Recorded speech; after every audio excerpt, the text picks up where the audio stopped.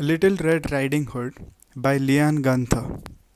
Once upon a time, there was a little girl who lived in a village near the forest. Whenever she went out, the little girl wore a red riding cloak, so everyone in the village called her Little Red Riding Hood. One morning, Little Red Riding Hood asked her mother if she could go to visit her grandmother, as it had been a while since they'd seen each other. That's a good idea, her mother said.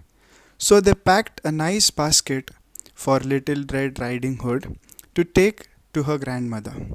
When the basket was ready, the little girl put on her red cloak and kissed her mother goodbye. Remember, go straight to Grandma's house, her mother cautioned. Don't dawdle along the way, and please don't talk to strangers. The woods are dangerous. Don't worry, Mommy, said Little Red Riding Hood. I'll be careful. But when Little Red Riding Hood noticed some lovely flowers in the woods, she forgot her promise to her mother. She picked a few, watched the butterflies flit about for a while, listened to the frogs croaking, and then picked a few more. Little Red Riding Hood was enjoying the warm summer day so much that she didn't notice a dark shadow approaching out of the forest behind her. Suddenly, the wolf appeared beside her. What are you doing out here, little girl? The wolf asked in a voice as friendly as he could muster. I am on my way to see my grandma, who lives through the forest near the brook. Little Red Riding Hood replied. Then she realized how late she was and quickly excused herself, rushing down the path to her grandma's house.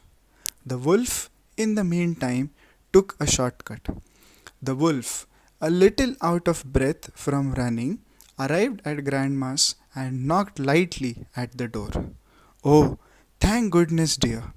Come in, come in. I was worried sick that something had happened to you in the forest, said Grandma. Thinking that the knock was her granddaughter, the wolf let himself in. Poor Granny did not have time to say another word before the wolf gobbled her up. The wolf let out a satisfied burp and then poked through Granny's wardrobe to find a nightgown that he liked. He added a frilly sleeping cap and, for good measure, dabbed some Granny's perfume behind his pointy ears. A few minutes later, Red Riding Hood knocked on the door. The wolf jumped into bed and pulled the covers over his nose. Who is it? He called in a crackly voice. It's me, Little Red Riding Hood. Oh, how lovely! Do come in, my dear, croaked the wolf. When Little Red Riding Hood entered the little cottage, she could scarcely recognize her grandmother. Grandmother, your voice sounds so odd. Is something the matter? She asked. Oh, I just have touch of a cold, squeaked the wolf, adding a cough at the end to prove the point. But grandmother, what big ears you have, said Little Red Riding Hood as she edged closer to the bed. The better to hear you with, my dear, replied the wolf. But grandmother, what big eyes you have, said Little Red Riding Hood. The better to see you with, my dear, replied the wolf. But grandmother, what big teeth you have, said Little Red Riding Hood, her voice quivering slightly.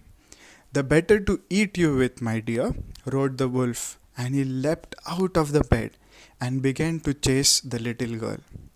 Almost too late, Little Red Riding Hood realized that the person in the bed was not her grandmother, but a hungry wolf.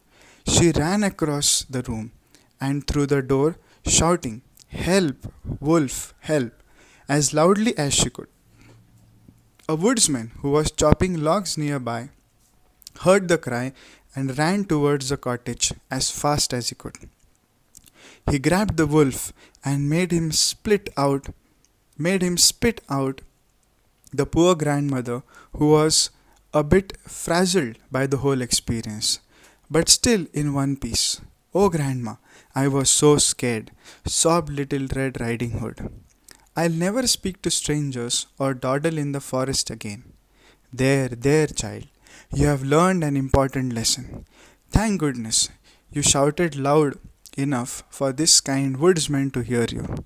The woodsman knocked out the wolf and carried him deep into the forest where he wouldn't bother people any longer.